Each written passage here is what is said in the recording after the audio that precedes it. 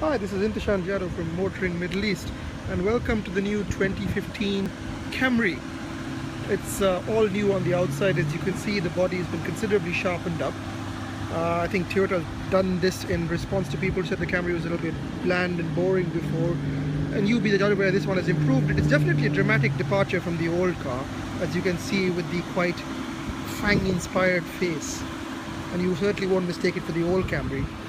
I certainly won't mistake it for a taxi. By the way, this is going to be a retail exclusive for the rest of this year. It won't be on taxi fleets till next year. So if you're looking to buy a Camry for yourself, well, you'll enjoy the cachet of having one for a while.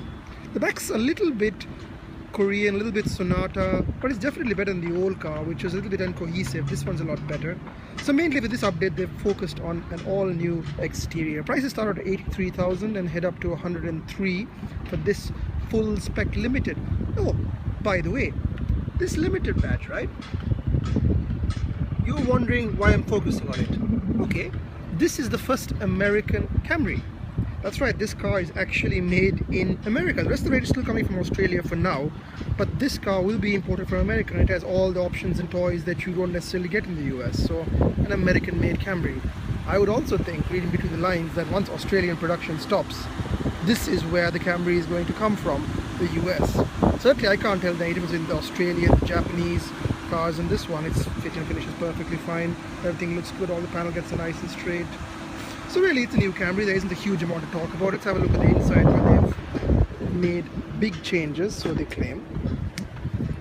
Well, for one thing, we get Alcantara seats, which are actually really comfortable. I mean, this is actually quite a nice, comfortable seat, as you'd expect a car that covers millions of kilometers to be. Let's have a look at the dash. Toyota simple, straightforward, big buttons, and of course, being full options car, this has seat heaters for some reason. I'm not sure, but I'm glad to have them in the winter. Of course, it has navigation, all the odds and ends. This is very Lexus inspired, and it's all quite classy. The materials are all top notch, of course, being Toyota. This is an Alcantara style door panel with contrast stitching. That's a little 86 inspired. It's a bit of a mishmash, but the materials are good.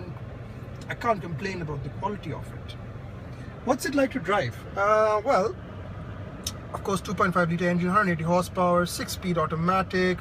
On the road, it's as you'd expect a Camry to be. Although this particular generation of Camry is a lot sharper than the old car. The old Camry was a lot soggier, just sort of dead.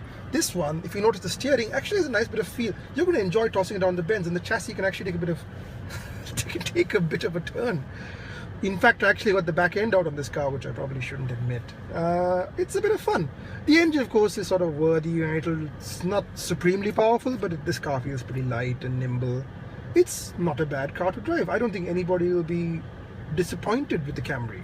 Whether you want one, that's a different story. I think people still associate it with the taxi thing, and that's perhaps a little unfair. It's not a bad car. It does everything you want and everything you could want a car to do, and it'll do it for millions and millions of kilometers. And for lots of people, that's perfectly all right.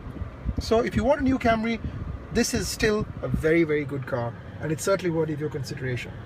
Thanks for watching. See you soon.